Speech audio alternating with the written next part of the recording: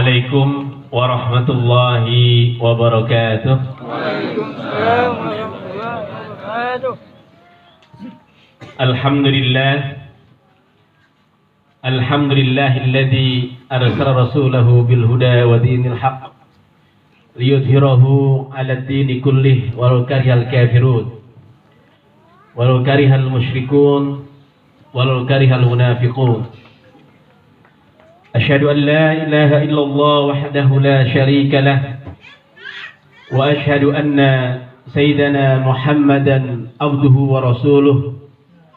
Allahumma salli ala sayyidina Muhammadin wa ala alihi wa sahbihi ajma'in. Qala rabbi shrah li sadri wa yassir li amri wahlul 'uqdatam min lisani yafqahu qawli. Amma ba'du.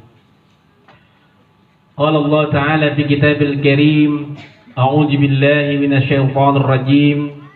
Bismillahirrahmanirrahim. Wa min kulli syai'in khalaqna zawjayn la'allakum tadhakkarun. Shadaqallahul adzim wa shadaqa habibul karim wa nahnu ala dzalika minasy syahidin wasyakirin walhamdulillahi rabbil alamin. Yang sama-sama kita hormati dan kita muliakan Sahibul Bait, yang pada malam hari ini kita diundang oleh keluarga besar dari almarhum Bapak Salim Mulyadi serta Ibu Umroh, yang besok pagi insya Allah akan mengantarkan anak yang paling ganteng, yaitu Mas Abdul Basit Silmi. Mas Abdul Basit Silmi yang insya Allah besok akan dinikahkan, insya Allah ya. Insya Allah besok akan dinikahkan oleh kepada calon pasangannya, yang insya Allah pada malam hari ini kita diundang oleh keluarga besar ini untuk ikut mendoakan. Mudah-mudahan nanti perjalanan akad nikahnya berjalan dengan lancar, dan juga nanti keluarga yang dibangun atau keluarga yang dijalani keluarga yang sakinah, mawaddah, warahmah.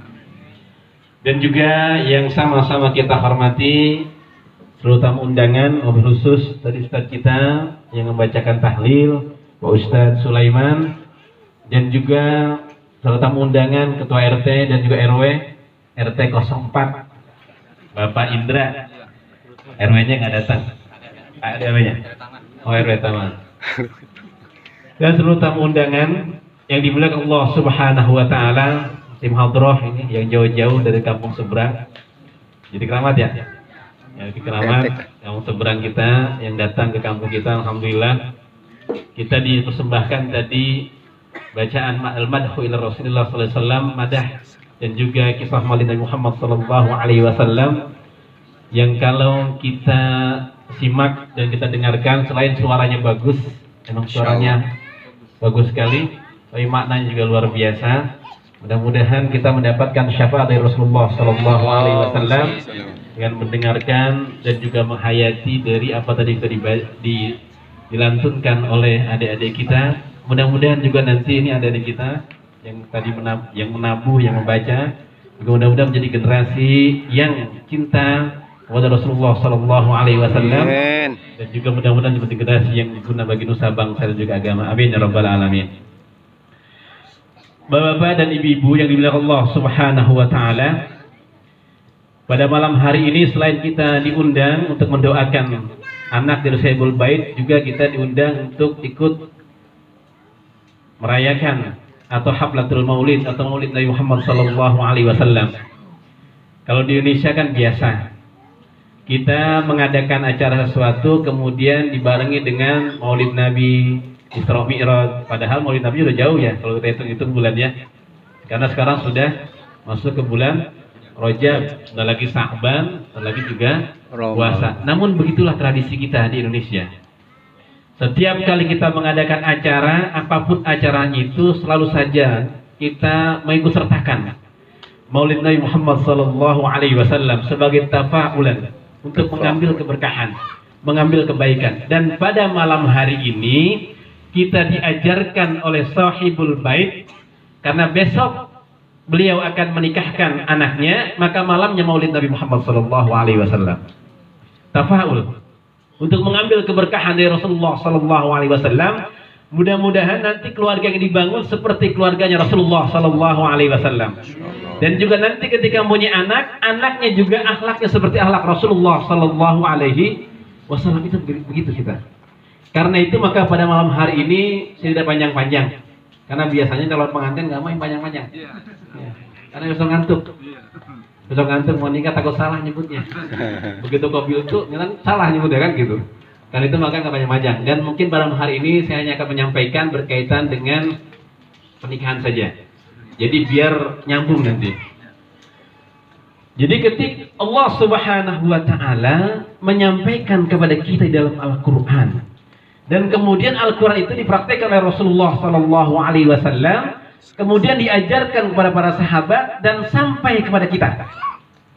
Di antaranya adalah bisa kita baca dalam surah An-Nisa ayat 1.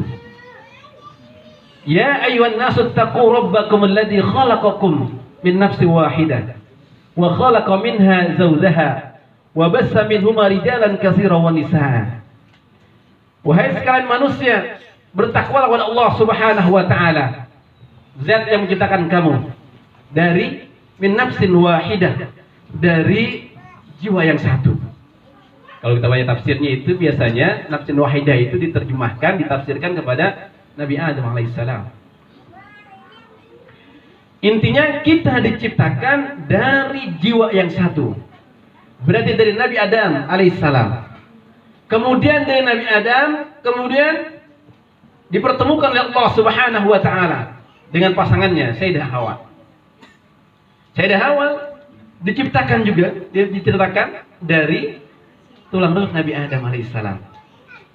Ini sebagai simbol, ingin menunjukkan kepada kita bahwasanya pada hakikatnya kedua pasangan laki-laki dan perempuan itu ketika dia menikah maka diciptakan oleh Allah Subhanahu wa taala min nafsin wahidah, dari jiwa yang satu, dari satu kesatuan. Kemudian dinikahkan, dipasangkan jodohnya oleh Allah Subhanahu wa taala, bertemu di dunia. Berarti ketika seseorang itu menikah, dia menemukan pasangannya seakan-akan dia menemukan dirinya. Makanya sering kita disebut ketika mau menikah itu kita sudah menemukan sebagian dari belahan hati atau belahan jiwa kita, kan begitu. Jadi ketika orang mau menikah itu disebutnya menyempurnakan agamanya. Berarti orang-orang yang belum nikah sampai sekarang itu agamanya belum sempurna. Belum sempurna agamanya. Ya Allah. Mana yang jomblo itu? Oh iya. Belum sempurna. Iya. Makanya masih sebelah. Masih sebelah agamanya. Karena itu maka dalam hadis yang lain juga Rasulullah SAW menyebutkan bahwasanya orang atau laki-laki maupun perempuan sekaya apapun dia, disebutnya oleh Rasulullah SAW kalau dia belum menikah masih miskin sebenarnya. Siapa yang Rasulullah orang miskin itu? Orang laki-laki yang belum menikah. Atau seorang perempuan yang juga belum menikah. Maka disebutnya miskin. Kenapa miskin? Karena dia belum menemukan sebagian daripada jiwanya. Makanya hidupnya kurang aja. Selalu aja kurang. Dapat rezeki 2 juta kurang. Habis 3 juta apalagi nggak bisa. Tapi ketika sudah punya istri 1 juta alhamdulillah kurang juga. 2 juta juga kurang juga. Berkah insya Allah. 1 juta alhamdulillah berkah. 2 juta berkah. Kenapa? Karena sudah sempurna. Karena itu maka Allah Subhanahu wa taala menggambarkannya min nafsin wahidah, dari jiwa yang satu. Maka ketika kita sadar betul bahwasanya kita diciptakan dari jiwa yang satu, Maka ketika kita menjadi satu suami dan istri, maka kita merasakan bahwasanya kita ketemu dengan sebagian daripada penyemuran agama kita. Maka nanti Bapak Ibu sekalian, ini Bang Abdul Basit nanti ketika sudah menikah, maka semuanya dianggap satu. Itu rumah siapa Bang? Rumah saya. Itu rumah siapa Neng? Rumah saya. Padahal itu yang bangun siapa? Siapa yang bangun? Tukang dandan. Tukang dandan. Bukan mertuanya. Tapi tetap dianggap itu baju siapa nih? Baju saya. Padahal yang beliin suaminya. Tetap. Walaupun yang belikan dua, tapi yang dia menganggap itu punya saya. Itu punya saya. Suaminya ini punya saya. Itu siapa nih? Itu suami saya. Itu siapa Pak? Itu istri saya. Semuanya menisbahkan kepada dirinya. Istri saya, suami saya, anak saya, rumah saya. Semuanya seperti itu. Sehingga nanti ketika pasangan kita, istri kita umpamanya melakukan keburukan juga dinisbahkan kepada kita. Karena menjadi jiwa yang satu. Maka kalau suami istri dua tidak menganggap dirinya satu, berantem mulu. Maka jangan pernah menjadi dua kalau sudah menjadi suami istri, jadi satu. Jadi satu. Karena ketika mau menyakiti istrinya, dia sadar, ya Allah, kalau saya sakit istri saya mengatakan suatu perkataan yang buruk, berarti saya mencaci maki diri saya. Karena cerminan saya ada di istri. Cerminan istri ada di kita. Berarti ketika kita menyakiti istri kita, sama saja kita menyakiti diri kita. Kenapa? Min nafsin wahidah. Ini ingat nih Bang Abdul Basit. Buat Abdul Basit, juga buat kita sebetulnya. Yang sudah pengantin, yang sudah lama. Berarti kalau kita menyakiti istri kita, sama saja kita menyakiti diri kita. Itu yang pertama. Yang kedua, cukup dua aja kali ya. Yang kedua, kita diminta oleh Allah Subhanahu wa taala ketika kita sudah menikah, wa ashiruhunna bil ma'ruf. Itu Al-Qur'an itu. Wa ashiruhunna bil ma'ruf. Kita diminta untuk bermuamalah, mempergauli istri kita bil ma'rufi, dengan baik. Dengan pergaulan yang baik, ma'ruf. Ma'ruf itu kan tadi kata arafah. Dikenal. Berarti kebaikan itu sudah dikenal otak kita nih, kebaikan itu. Maka karena kebaikan itu dikenal otak kita, maka biasanya ketika kita akan mengatakan keburukan itu pasti ditolak oleh akal kita.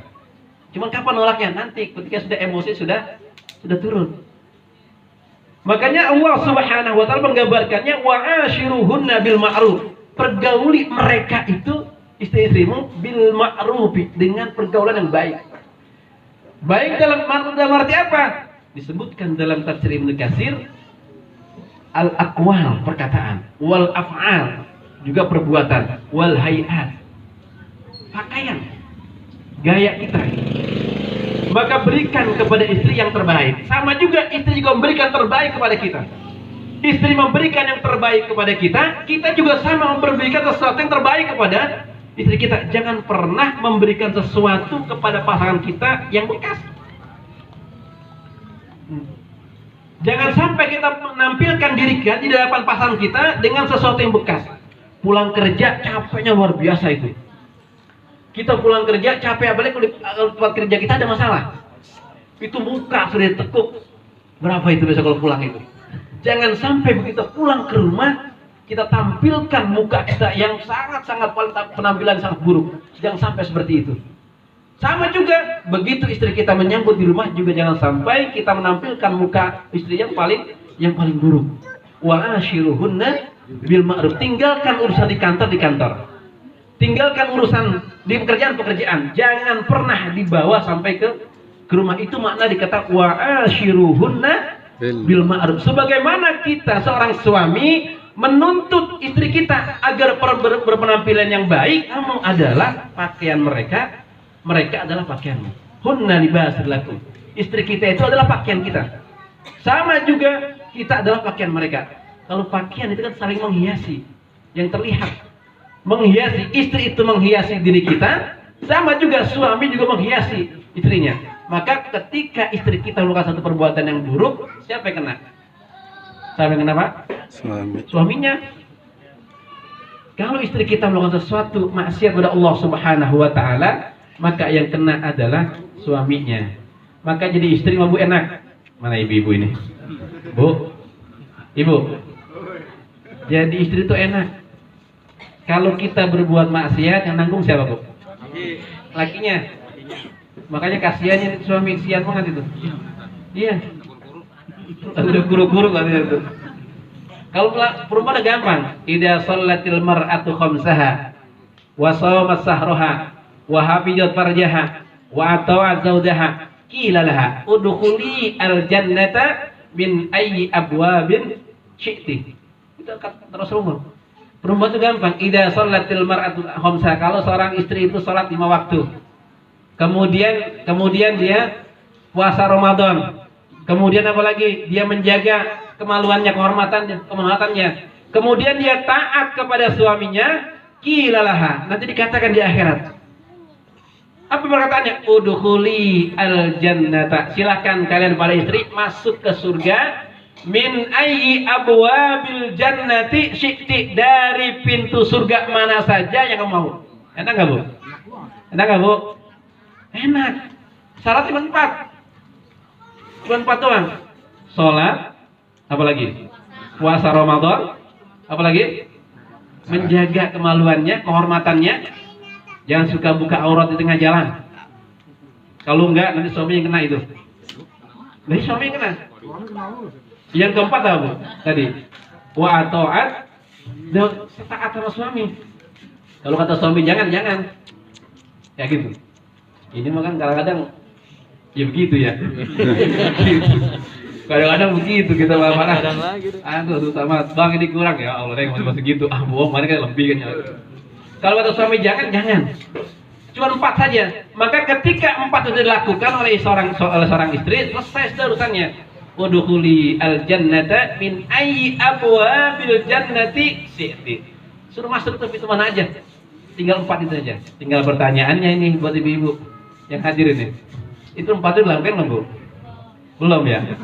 Belum, jujur banget belum. Kalau sholat sih iya Ustaz bisa. Puasa Ramadan alhamdulillah. Yang hormatkan iya. Tapi kalau taat sama suami kayaknya belum dah. Kayak lawan dulu tuh. Ini curhatan ya ini maksudnya. Curhat. Itu aja. Maka ingat, jadi tanggung jawab suami. Berat suami tanggung jawabnya. Karena itu maka bantu suami kita untuk mendapatkan surganya Allah Subhanahu wa ta'ala. Bareng-bareng masuk surga. Pengen masuk bareng-bareng, Bu? Kita bareng-bareng anak, istri kita, suami kita, cucu kita masuk bareng surga. Bisa nggak? Bisa kita masuk bareng-bareng di surga. Kenapa begitu? Karena Allah Subhanahu wa ta'ala akan memberikan nikmat surga itu sebagaimana memberikan nikmat jasadiyan wa ruhaniyan, batin wa zahira. Surga kebahagiaan batin dan juga kebahagiaan zahir. Yang ada di surga saya kenal kamu. Itu suami saya itu. Itu saudara saya, abang saya itu ada di situ. An afidu alaina minal ma. Ya Allah, kasih saya air dikit aja. Ini udah haus banget ini. Muka udah habis, udah geseng, digedikin sama malaikat. An afidu alaina minal ma, kasih saya setetes saja air. Apa jawaban saudaranya? Innallaha harramahuma 'alal kafirin. Aduh sayang, adik gua ini nggak boleh sama Allah. Ya Allah. Ahli neraka kenal saudaranya itu ada di surga itu. Kenal sama suaminya itu ada di surga. Suami gua ada di surga. Anak gua, saudaraku tetangga ada di surga itu. Maka minta tolong. Tapi nggak dikasih sama Allah Subhanahu wa ta'ala. Coba. Allah Subhanahu wa ta'ala ketika memberikan siksaan kepada ahli neraka, bukan hanya siksaan fisik, tapi juga siksaan batin. Kan di dunia itu begitu. Kita punya temen nih, punya tetangga, punya saudara, kita tahu dia itu bisa bantu kita, emang lagi punya dia. Kita lagi punya utang banyak nih. Teman kita lagi dapat bonus tuh. Lagi bonus, gede lagi bonusnya. Kita mau minjem buat bayar utang 200.000 aja. Kita tahu, saudara kita kenal. Dan kita tahu, kita minjem enggak dikasih. Kesel sampai di mana, Bu? Sampai diubun-ubun tuh orang. Masya Allah. Nah, itu kan siksaan batin.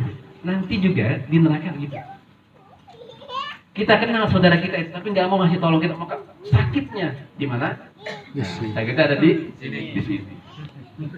Sama juga dengan kenikmatan surga. Diberikan oleh Allah Subhanahu wa ta'ala, baik kenikmatan jasmani dan juga rohani. Diberikan. Nanti kita bisa kumpul di surga dengan saudara kita. Sebagaimana kalau kita pergi rekreasi, kita pergi ke puncak, kita pergi ke Taman Safari, ke tempat-tempat yang indah. Kita pengen ngajak anak, istri, bahkan cucu udah punya, kita bawa rombongan tuh ke sana.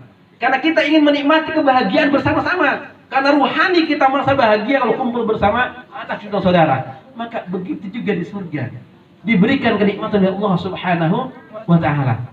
Kita ajak anak dan suami kita ke surga. Dengan cara apa? Kalau kita menjadi seorang istri, maka taatlah kepada suami kita. Kalau kita menjadi orang suami, maka didik istri kita untuk taat kepada kita, diminta kepada Allah Subhanahu wa taala. Karena tanggung jawab istri itu ada di suami. Itu Abdul. Jadi yang pertama adalah bahwasanya kita ciptakan oleh Allah Subhanahu wa taala min nafsin wahidah. Yang kedua, pergauli istri kita dengan pergaulan yang baik. Modalnya iman dan takwa kepada Allah Subhanahu wa taala. Itu doang sudah.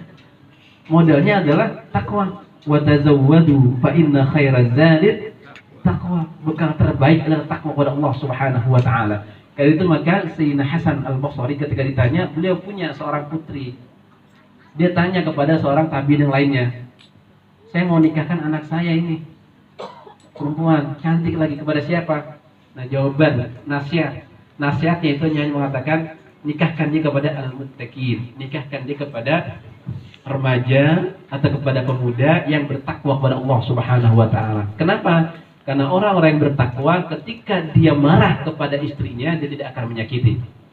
Ketika dia tidak suka dengan kondisi istrinya, maka dia tidak akan mengatakan sesuatu yang bisa menyakiti istrinya. Itulah orang bertakwa kepada Allah Subhanahu wa taala. Karena maka Bang Abdul ini modalnya adalah ketakwaan kepada Allah Subhanahu wa ta'ala. Dari mana takwa kita dapatkan? Dari keimanan kepada Allah Subhanahu wa ta'ala, bahwasanya kita meyakini betul bahwa tanggung jawab kita sebagai suami bukan hanya di dunia, tapi juga di akhirat kita bertanggung jawab kepada istri dan juga anak-anak kita. Maka mudah-mudahan kita doakan sekali lagi keluarga besar yang pada malam hari mengundang kita, khususnya untuk saudara kita yang besok insyaallah akan melangsungkan akad nikah. Kita doakan sekali lagi mudah-mudahan akad nikahnya berjalan lancar dan juga mendapatkan keluarga yang diridhoi Allah Subhanahu wa taala, sehingga mendapatkan keluarga yang sakinah, mawaddah warahmah yang diridhoi Allah Subhanahu wa taala, berkah dunia dan juga akhirat. Amin ya rabbal alamin. Al-Fatihah.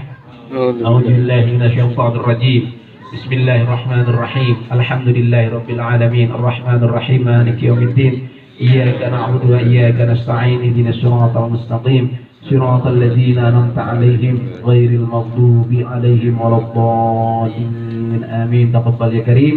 سبحانك اللهم وبحمدك أشهد أن لا إله إلا أنت أستغفرك وأتوب إليك. السلام عليكم ورحمة الله وبركاته. Waalaikumsalam warahmatullahi wabarakatuh.